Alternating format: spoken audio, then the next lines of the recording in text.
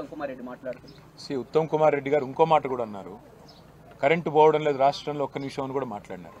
నేను స్వయాన రేవంత్ రెడ్డి గారు కేశవరావు గారికి కండువా కప్పడం పాపం, ఎందుకంటే రేవంత్ రెడ్డి గారికి రైతుల కష్టాలు పట్టవు, రాజకీయ చేరికల్లో బిజీగా ఉన్నారు. ఇవాళ ఎక్కే గడప దిగే గడప అన్నట్టు రాష్ట్రంలో ఎవరు పార్టీలో చేరతారంటే పాపం ముఖ్యమంత్రి బాగా ఖాళీగా ఉన్నట్టున్నారు, వాళ్ళ ఇళ్లలోకి పోయి మరీ కండువాలు కప్పుతా ఉన్నారు. ఆయన కేశవరావు గారి ఇంటికి పోగానే అక్కడ కరెంటు పోయింది. ఇది నేను చెప్పడం కాదు, రాష్ట్రం అంతా చూసింది, టీవీలో కూడా వార్త వచ్చింది.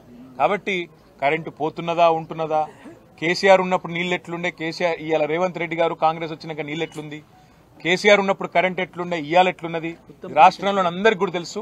ఉత్తమ్ కుమార్ రెడ్డి గారు ఎంత బుకాయించినా ఎన్ని చెప్పినా వాస్తవాలు వాస్తవాలుగా ఉత్తమ్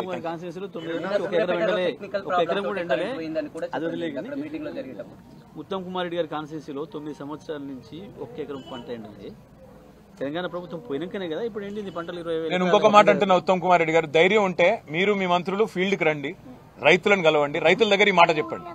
ఇది కరెంటు పోతలేదనే మాట, సమర్థవంతంగా ఎదుర్కొంటున్నామనే మాట, ఇబ్బంది లేదనే మాట, మేము తిరుగుతున్నట్టు రైతుల మధ్యకి రండి, తిరిగి మాట్లాడండి, రైతులే మీకు సమాధానం చెప్తారు. మూషంపల్లికి రేపు రమ్మని audio best. Okay, thank you అన్న.